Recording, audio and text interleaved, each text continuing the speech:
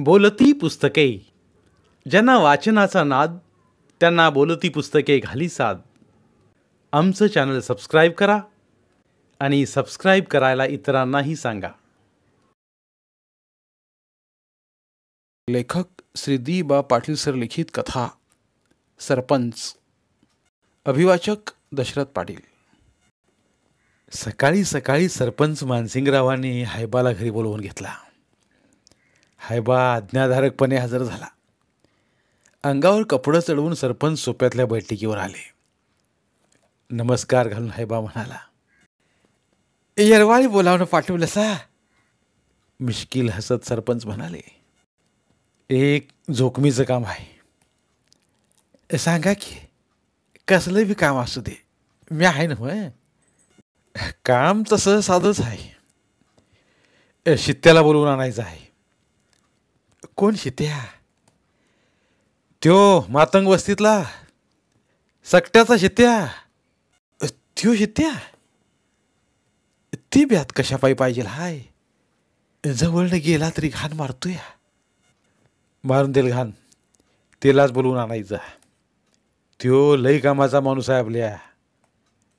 पण सरपंच? पण बिन काय बी नाही. त्याला आपण अत्तराची आंघोळ घालू. तू त्याला घेऊन ममद्याच्या हॉटेलात ये.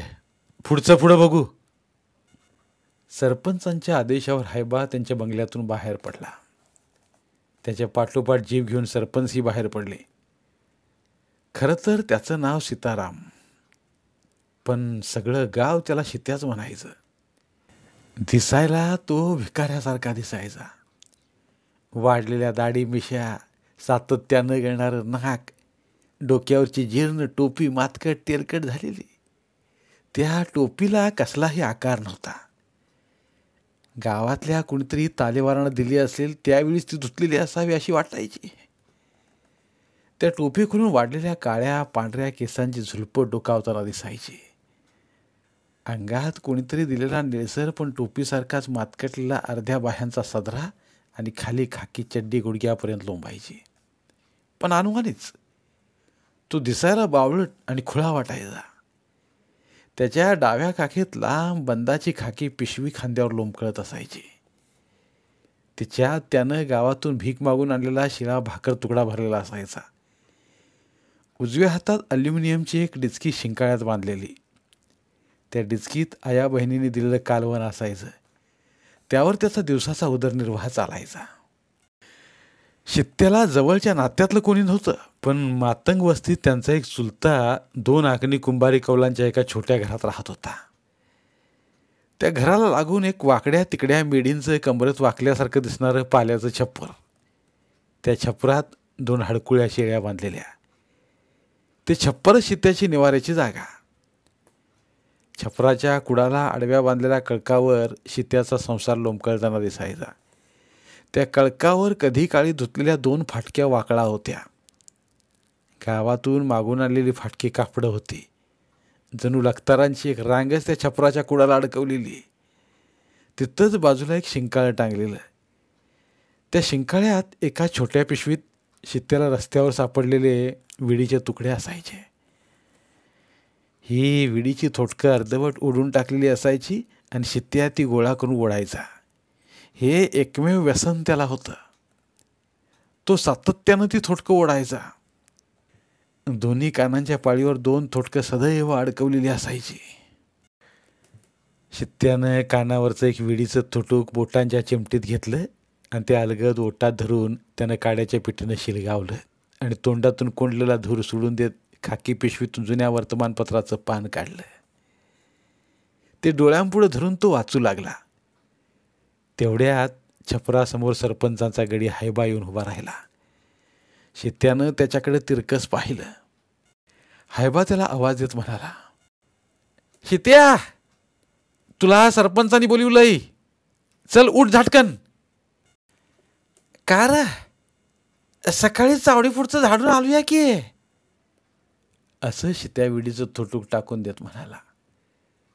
तो नित्य नेमानं चावडीपुढचं पटांगण झाडून काढायचा आणि त्या बदल्यात त्याला एक कांदा भज्यांची प्लेट ममद्याच्या हॉटेलात सरपंचांच्या नावावर मिळायची. त्यातच तो समाधानी असायचा. त्यामुळे आज्ञाधारकपणे तो उठला आणि काहीही न बोलता हैबा पाठीमागून चालू लागला. हैबा त्याला घेऊन महमद्याच्या हॉटेला पुढे आला. आत बाकड्यावर बसल्या सरपंचांच्याकडे बघून शित्या नेहमीसारखाच दात विचकून हसला. त्याचं किटलेलं दात बघून सरपंचांना कसंसच झालं. शित्या नेहमीप्रमाणे हॉटेल बाहेरच्या चौकोनी दगडावर पाय सोडून बसला. सरपंच महमदाला म्हणाले, महमद, शित्याला 2 प्लेट कांदा भजी दे. महमद चमकला. आज एकदम 2 प्लेट भजी कशी काय, असा त्याला प्रश्न पडला. प्लेटमध्ये भजी भरत महमद म्हणाला, सरपंच साहेब, सकाळी शित्या भजी खाऊन गेलाय की. तरी बी अजून 2 प्लेट खाऊ देईल. दे त्याला भजी. महमदने 2 प्लेट कांदा भजी कागदावर ओतून शित्याच्या हातात नेऊन दिली. शित्या खुश झाला. भजी खाताना म्हणाला, लई बेस झालं. मसुबा पावला म्हणायचा. आज जेवायचं काम नाही. भजी खाऊन शित्यानं ढेकर दिला. बाहेर येऊन सरपंच शित्याला म्हणाले, शित्या, तुझ्याकडे एक काम आहे. चल, जीपमध्ये बस. जीप गाडीत बसायचं म्हटल्यावर शित्या आणखीन खुश झाला. पण हैबानं नाक मुरडलं. शित्याला जीपमध्ये घालून सरपंच आपल्या शेतात बांधलेल्या फार्म हाऊसकडे निघाले. शित्याला त्यांनी जीपच्या पाठीमागील हौद्यात बसवलेला. सरपंच स्वतः जीप चालवित होते. त्यांच्या शेजारच्या सीटवर गावावरून ओवाळून टाकलेला हैबा सरपंचांची दुनाल बंदूक घेऊन ऐटीत बसलेला. तो अधूनमधून उगाचच आपल्या दाढी मिशावर हात फिरवायचा आणि मध्येच पाठीमागे वळून शित्याकडे रागानं बघायचा. त्याचे तांबारलेले डोळे बघून शित्या फिदी फिदी हसायचा. शित्याच्या हसण्याचा राग हैबाला यायचा. तो मनाशीच म्हणायचा, आईला, समजा गाव आपल्याला भिवून असतंय, पण हे बेनं आपल्याला भेट कसं नाही. तेव्हा तो सरपंचांना म्हणाला, साहेब, ही ब्याद काय म्हणून गाडीत घेतली सा? हे काय शाना आहे वय? नुसतं खुळा आणि खाणेरडा आहे. अरे असू देल, तू जरा थंड घे. तुला नाही कळायचं. हे खुळं असलं तरी बी ते आपल्या लई कामाचं आहे. हैबा खो खो खरीत मोठ्यानं हसला आणि तुच्छतेनं शित्याकडे पाहत म्हणाला, तुम्ही बी आता ह्या खुळ्यासंग कशाला खुळं होतायचा? ह्याचा तुम्हाला काय उपयोग व्हायचा नाही. हिची देखणी मैना होती, ती पण बापू परटानं नेली. ती असती तर मात्र तुम्हाला ह्या खुळ्याचा उपयोग झाला असता म्हणा. हैबाच्या शब्दाने एका क्षणात शित्याच्या चेहऱ्यावरचे हावभाव बदलले. त्याचा चेहरा रागीट झाला. त्यानं दात ओठ खात हैबाकडे बघितलं. हैबाला त्याचा राग येण्याऐवजी त्याची गंमतच वाटली. तो हातवारी करीत शित्याला म्हणाला, असून दे, असून दे, लई रागावू नकोस, नाहीतर आम्हासनी तुझं भ्या वाटलं. तेव्हा सरपंच म्हणाले, हैबा, तोंड मिटून गप बस की. कशाला ह्या खुळ्याच्या जखमावर मीठ चोळायला लागलास? शित्यानं पण समजुतीने घेतलं व तो स्वतःशीच म्हणाला, रस्त्यानं जाताना बारीक मोठी शाळकरी पोरं पण रोज आपली चेष्टा करून चिडवत्यात ती आणि आपल्याला म्हणत्यात ती रामाची सीता रावणानं नेली, रामाची सीता रावणानं नेली. आपण तरी काय करणार आहे? रोज त्या पोरांच्या पाठीमागे दगड घेऊन लागतो या. दगड उचलला की बिनी छू पळत्यात, पण चेष्टा काही थांबत नाही. लोकांचं तरी काय चुकतंय म्हणायचं? जे घडलंय तेच ती बोलत्यात. असा विचार करून शित्यानं तोंड मिटलं. सरपंचाची जीप मळ्यातल्या फार्म हाऊसवर थांबली. सरपंच शित्याला म्हणाले, हिरीवर मोटार चालू आहे, हौदात पाणी पडतंय, तिथं जाऊन नीट चांगली आंघोळ करून ये जा. आणि हे बघ, अंगावरची पहिली सगळी कापडं काढून फेकून दे. तुला मस्तपैकी माझी जुनी विचार शर्ट घालायला देतो.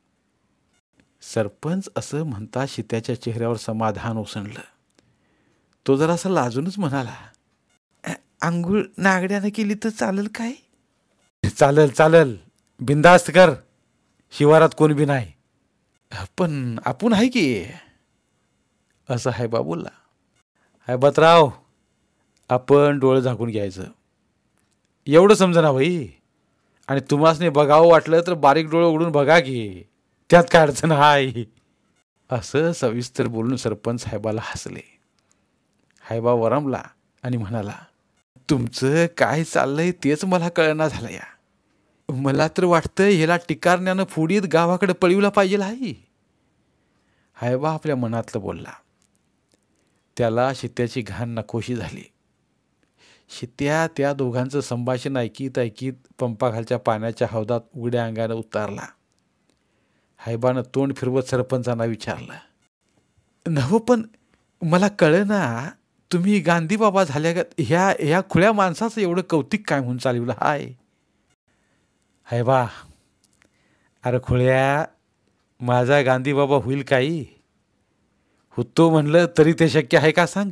आणि गांधीबाबा असतो तर मला विरोधकांनी निवडणूक जिंकून दिली असती का?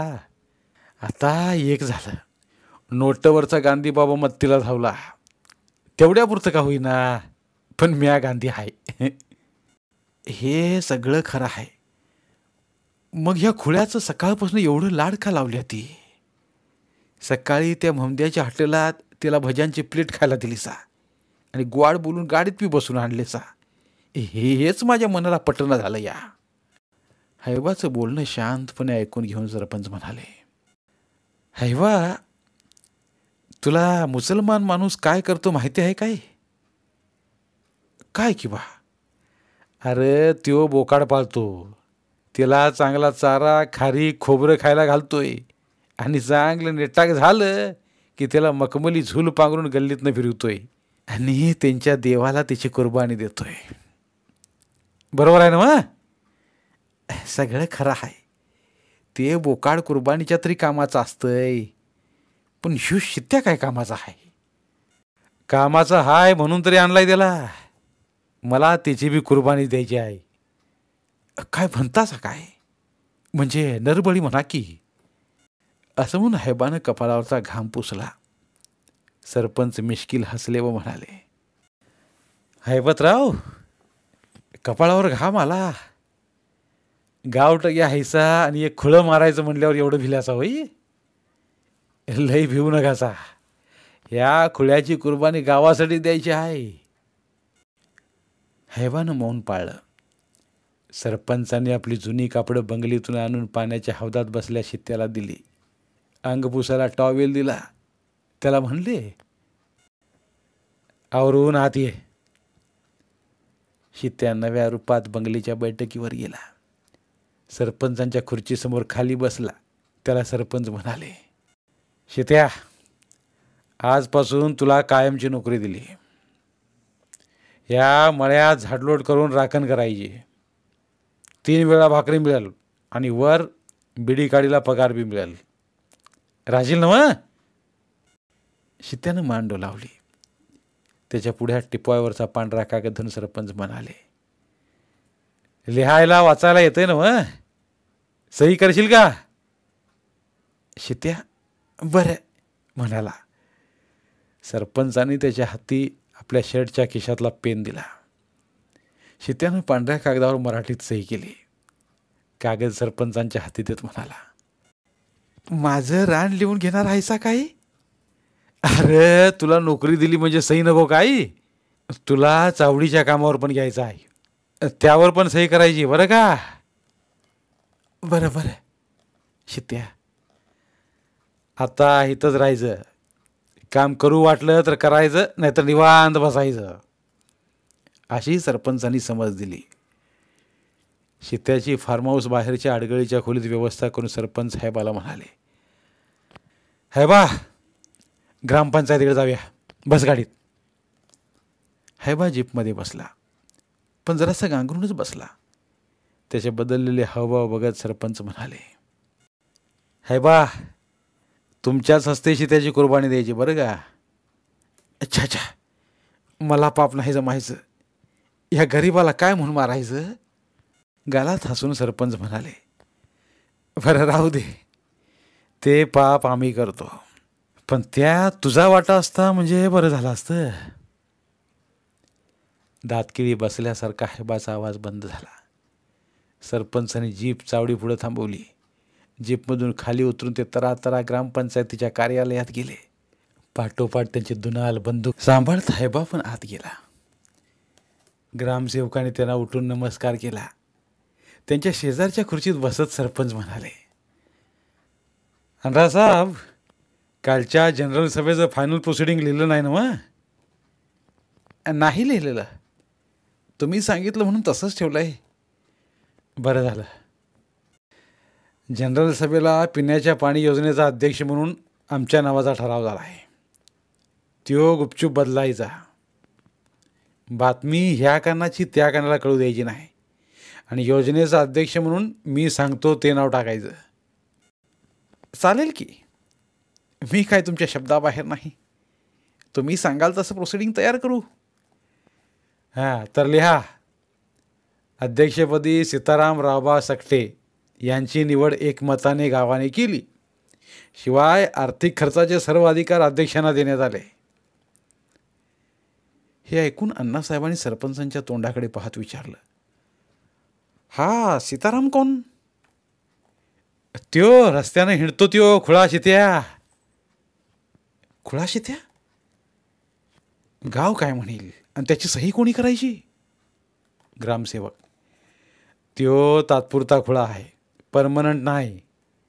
सही म्हणशीला तरी एक नंबरची सही करतो. मॅट्रिक शिकलाय. पेपराची रस्त्याला गावलेली जुनी पानं पण वाचतोय. बघायचं असला तर रात्री मळ्यातल्या फार्म हाऊसवर या. म्हणजे शित्याची ओळख बी होईल आणि रंगीत पार्टी पण होईल. ग्रामसेवक गडबडला. पुन्हा सरपंच म्हणाले, अण्णासाहेब, भिवू नका. आम्ही तुम्हासनी पाणी योजनेच्या सचिवपदी ठेवत नाही, तर त्या जागी महिलेला न्याय द्यायचा आहे. माळावरच्या खोपटात राहणारी जनी, तिला सचिव करायची. तिला बी सही करायला येते आणि सदस्यांचं बोर्ड पण असलंच हुडकायचं आहे. आता कसं आहे माझं डोसकं ते तुम्हीच सांगा. औंढा गिळत ग्रामसेवक म्हणाले, माझी काही हरकत नाही, पण या लोकांना काम जमेल का? कामं आपणच करायची आहे ती, त्याची काळजी नको. ही बॉडी नुसती सहीची धनीने माई आहे. फक्त सगळी कागदपत्र बंदिस्त ठेवा. पंचासनी सुद्धा ह्या नव्या बॉडीचा सुगावा लागला नाही पाहिजे आहे. काय? पण सरपंच, पण बिन काय नाही. तुमचा हिस्सा तुम्हासनी मिळाला म्हणजे झालं. थंड होत ग्रामसेवकानं होकार दिला. तेव्हा हैबाला शित्याच्या कुर्बानीचा अर्थ कळला.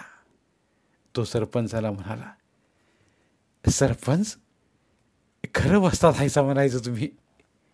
सरपंच हसले. उठताना परत ग्रामसेवकांना म्हणाले, गरम दुधानं तोंड भाजतंय ते माहिती असू देल, म्हणून पुढं आलेलं ताक बी फुकून पेत जावा. काही दिवसात पाणीपुरवठा योजना मार्गी लागली. तिचं काम सुरू झालं. सगळं कसं बिनबोभाट सुरू झालं. शित्याचा मुक्काम सरपंचांच्या फार्म हाऊसवरच कायमचा पडला. सहीपुरतीच त्याच्यासमोर सरकारी कागद यायची आणि फाईल बंद होऊन जायची. जशी कामाला गती आली तशी शित्याची पण बडदास्त वाढली. तो कुठेतरी जाईल म्हणून सरपंचांनी आपला एक चाकरीचा गडी त्याच्यावर पाळण म्हणून ठेवला. 1-2 वर्षे निघून गेली. पाणी योजनेवरचा सरकारी निधी खर्च झाला. सरपंचांनी कोटीनं नोटा मोजल्या. पाणी योजनेचं उद्घाटन घाईघाईनं सरपंचांच्या हस्तेच पार पडलं. नदीवरच्या मोटारी सुरू झाल्या. तशा नदीपासून गावापर्यंत पुरलेल्या पाण्याच्या पायपा काळ्या शिवारात ठिकठिकाणी उचकडून पडल्या. पिण्याचं पाणी रानभर वाहू लागलं.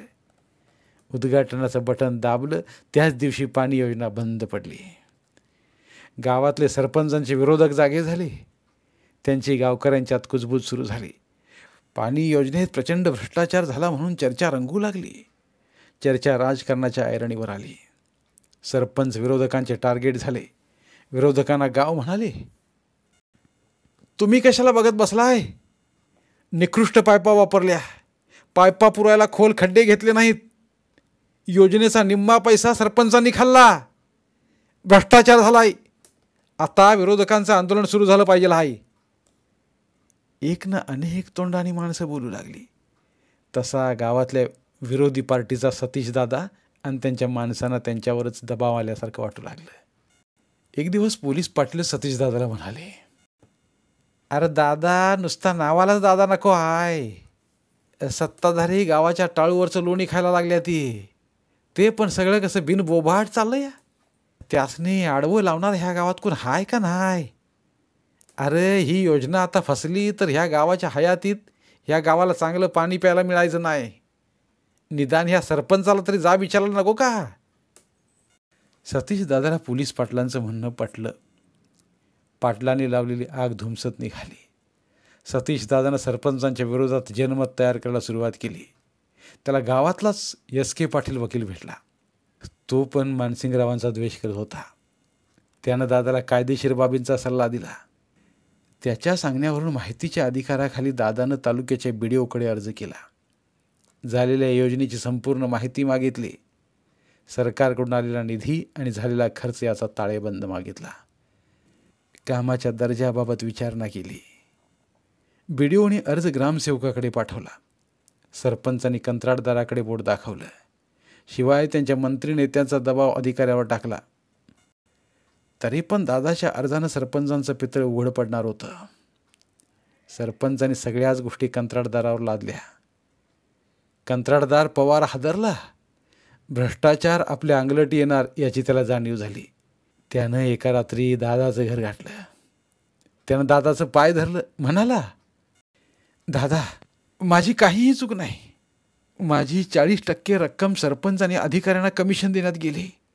उरलेल्या 60% मी कसं दर्जेदार काम करणार ते तुम्हीच सांगा. तो दादा पुढे गयावया करू लागला. पण दादा त्याला बघत नव्हता. त्यानं दादालाही पैशाचं मोठं आमिष दाखवलं. तेव्हा दादा म्हणाला, 2 दिवसात कलेक्टर ऑफिस पुढं उपोषणाला बसणार आहे. काय सांगायचं ते त्यांना सांगा. दादा शिकला सवरला होता. त्याच्या अंगात राजकारणाची उर्मी होती. तो तरुण होता. त्यानं सगळी आमिषे ठोकरून लावली. 2 दिवसांनी दादाचं उपोषण सुरू झालं. मंत्र्यांचा साहेबांना फोन गेला. साहेबांनी दादाला आश्वासन दिलं. दादांचं उपोषण सुटलं. साहेबांनी पाणी योजनेची प्रत्यक्ष पाहणी करून निर्णय घेण्याचं मान्य केलं.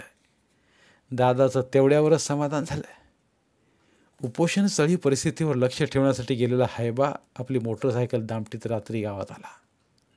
तो थेट सरपंचांच्या घरी गेला. सरपंचांनी त्याला आपल्या घराच्या माझघरात नेला.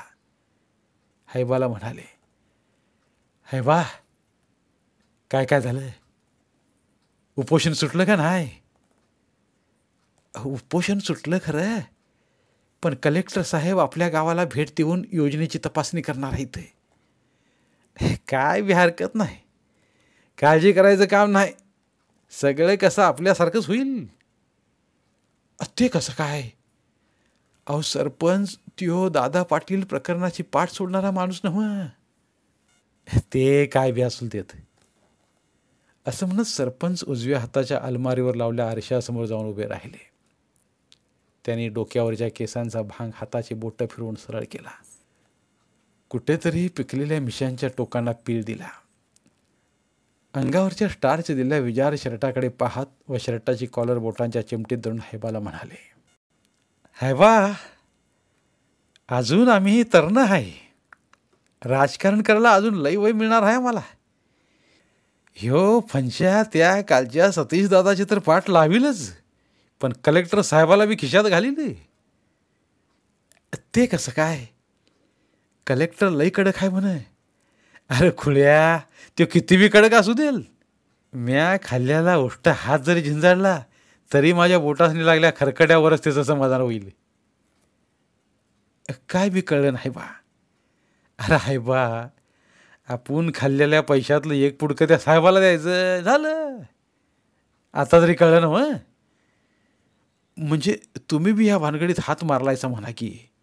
मग काय होती या काय योजना? पाण्यासाठी गाव बसणार बोंबलत आणि तुम्ही निवांत. बस ना का, बोंबलणाऱ्याचा हात दुखेल आणि बसल गप. तसं नव्ह सरपंच. काय बी करून गावाला पाणी मिळालं पाहिजे आहे. नाहीतर गाव विहिरीतलं पाणी पिऊन आमचं बी घरदार आजारी पडायचं आणि गावातला मूतखडा बी हटायचा नाही. या हैबाच्या बोलण्यावर सरपंच छदमीपणाने हसले. हैबाला म्हणाले, हाय बा, तुला रे केव्हापासून ह्या गावाची काळजी लागली? काळजी नाही, पण हाय बा अडकळला. बरं जा जा, बघू उद्याच उद्या, असं म्हणून सरपंचाने हैबाला निरोप दिला. अस्वस्थ झालेला हैबा आपल्या घरात आला. त्याला सरपंचाबद्दल तिरस्कार निर्माण झाला, कारण त्याच्याही घरात पाण्याची समस्या होती. पण गप्प बसण्यापलीकडे तो काहीही करू शकत नव्हता. हैबाला सरपंचाचं वागणं खटकलं, तरी पण तो त्यांचा मिंदा होता, त्यामुळं काही बोलू शकत नव्हता. त्यानं यापुढं सरपंचाची संगत कमी करण्याचा निर्णय घेतला. सतीशदादानं माहितीच्या अधिकाराखाली दिलेल्या अर्जावर सविस्तर माहिती मिळावी म्हणून प्रकरण ताणून धरलं. कलेक्टर साहेबांचाही नाईलाज झाला. त्यांनी मंत्री पाटीलना फोन लावून प्रकरणाची माहिती दिली. मंत्र्यांनी चौकशीचा आदेश दिला. कलेक्टर साहेबांनी एका दिवशी रेकॉर्ड तपासण्यासाठी गावाला भेट दिली. त्यांनी सरपंचावर दोष ठेवण्याची तयारी केली. पण रेकॉर्ड तपासताना त्यांना धक्काच बसला, कारण योजनेचा अध्यक्ष म्हणून सीताराम सकटे हे नाव पुढं आलं व सचिव म्हणून जनाबाई जाधव हे नाव दिसलं. बाकी समितीवरचे सदस्य असेच 12 जातींचे होते. साहेबांनी सरपंचांना प्रश्न केला, हा अध्यक्ष कोण आहे आणि या सचिव कुठे आहेत? सरपंच हातवारे करून म्हणाले, साहेब, गावानं ग्रामसभेत ठराव करून नेमलेली ही बॉडी आहे, त्यांच्याशी माझा काय बी संबंध नाही. पण ही मंडळी आहेत कुठे? सरपंच उत्तर द्यायच्या अगोदरच साहेबांच्या शेजारी बसला सतीशदादा म्हणाला, साहेब, ही दोन्ही पण माणसं खुळी आहे. ती अध्यक्ष म्हणून दाखवलेला खुळा शित्या गावभर भीक मागत फिरतो आणि येडी जणी पण अशीच आहे. बाकी समितीचे सदस्य म्हणशीला तर ते पण सगळे रोजगारी आहे. ती साहेबांनी सरपंचांच्या तोंडाकडे बघितलं. सरपंच म्हणाले, हे सगळं खोटं आहे. बॉडीची निवड म्या एकट्यानं केलेली नाही, सगळ्या गावानं मिळून पाणी समिती नेमली. या शित्या खुळा नाही, चांगला शिकला सवरलेला आहे आणि लिहितो वाचतो, मग तिला खुळा कसा म्हणायचा? हे सगळं खोटं आहे, सतीशदादा तावातावानं बोलला. खरं खोटं करूयाच, असं म्हणून सरपंचाने हैबाला कानात काहीतरी सांगितलं आणि हैबा त्याची जीप घेऊन निघून गेला. थोडा वेळ चहापाणी झालं. हैबा शित्याला व जनीला घेऊन आला. त्यानं साहेबांच्या पुढं त्या दोघांनाही उभं केलं. शित्या पहिल्यापेक्षा चकचकीत होता. त्यानं दाढी केलेली, स्वच्छ कापडं घातलेली, चेहऱ्यावर मात्र वेडेपणाचेच हावभाव. जनीही नव्या लुगड्यात आलेली. शित्याला साहेब म्हणाले, सीताराम, तुला लिहायला वाचायला येतंय का? त्यानं मान डोलावली आणि साहेबांच्याकडे बघून हसला. साहेबांनी त्याच्यापुढे फाईल धरली व म्हणाले, या फाईलीमधील सह्या तुझ्या आहेत? माझ्याच आहेत. ती करून दाखव. पुन्हा साहेबांनी त्याच्यासमोर टेबलावर कोरा कागद ठेवला. त्याला म्हणाले, कर बघू सही. शित्यानं हुबेहूब सही केली. जनीनंही सही करून दाखवली. साहेब सर्द झाले.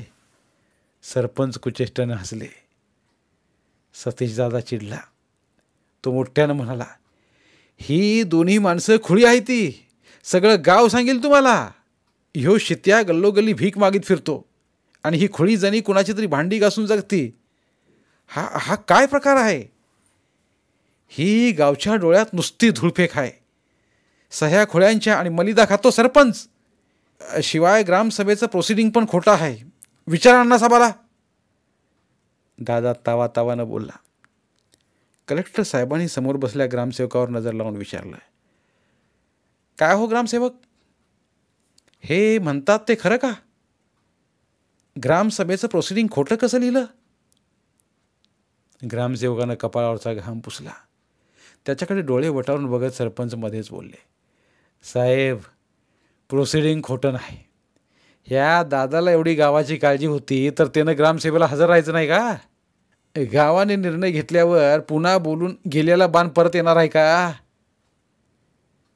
साहेब, ही ग्रामसभाच खोटी आहे. फक्त कागदावरची सभा आहे आणि ह्या सगळ्या गावकऱ्यांच्या सह्या सरपंचांच्या पार्टीच्या लोकांची आहे ती, असं दादा पुन्हा तावानं म्हणाला.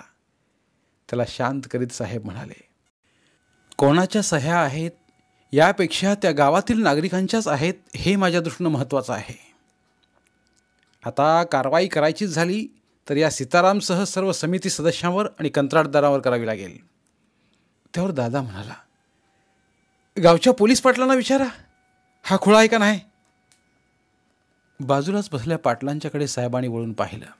तेव्हा पाटील म्हणाले, खरं आहे साहेब, ह्यो शित्या खुळा आहे, पण आता एवढा स्वच्छ होऊन कसा काय आला तेच मला समजणं झालंय. लई मोठा घोटाळा आहे म्हणायचा. तेव्हा शित्या हातवारे करीत म्हणाला, म्या खुळाच आहे.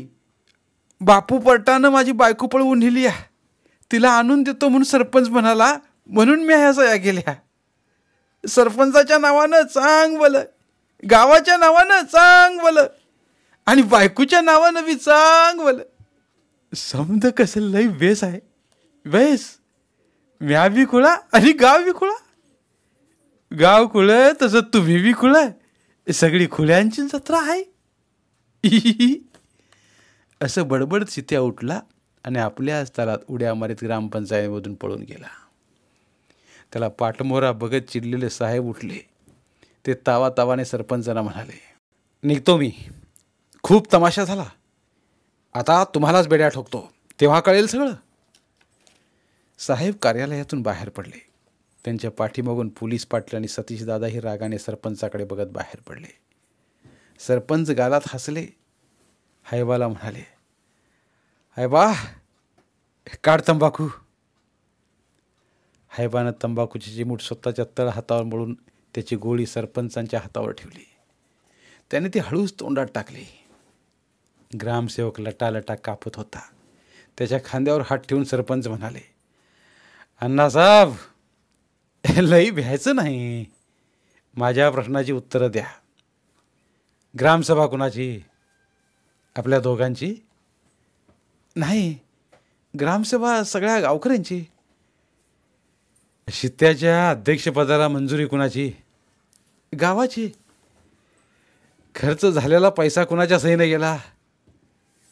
शित्याच्या आणि जनीच्या. त्याच्याशी तुमचा काय संबंध? नाही. ती दोघं खोळी असल्याचं डॉक्टरचं सर्टिफिकेट आहे? नाही.